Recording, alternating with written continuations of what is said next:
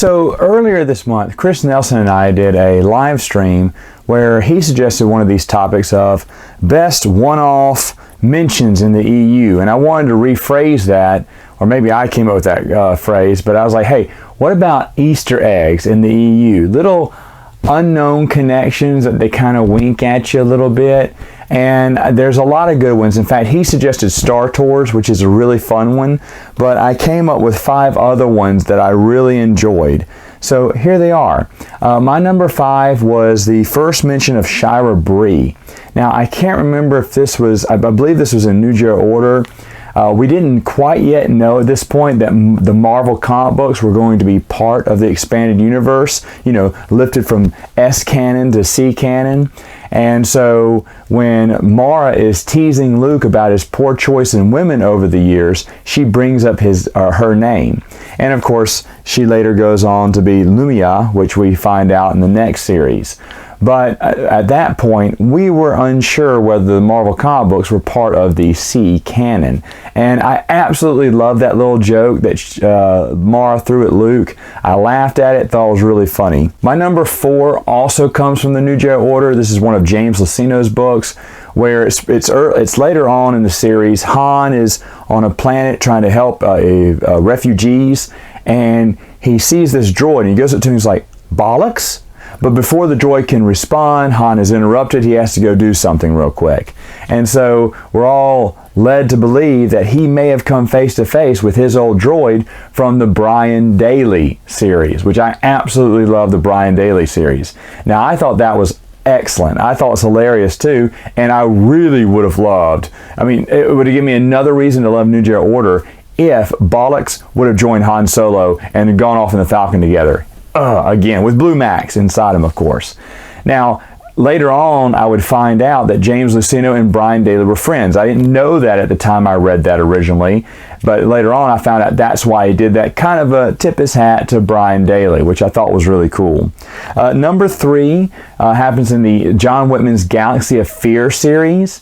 John Whitman's Galaxy of Fear, I've mentioned this before, was very pigeonholed, meaning he was hired to make a Goosebumps ripoff. I mean, that's what it was, plain and simple.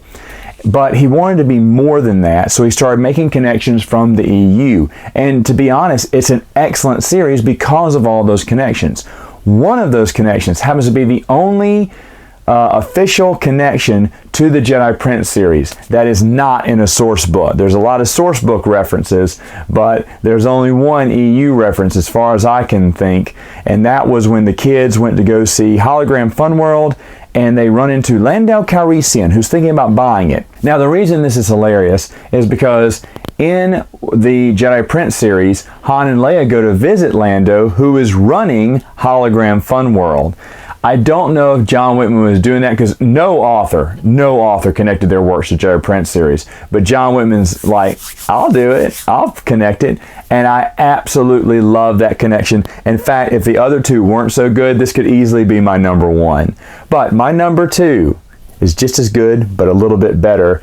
It's Ahmeda and Fate of the Jedi. I believe it was Troy Denning, and I want to say it was maybe...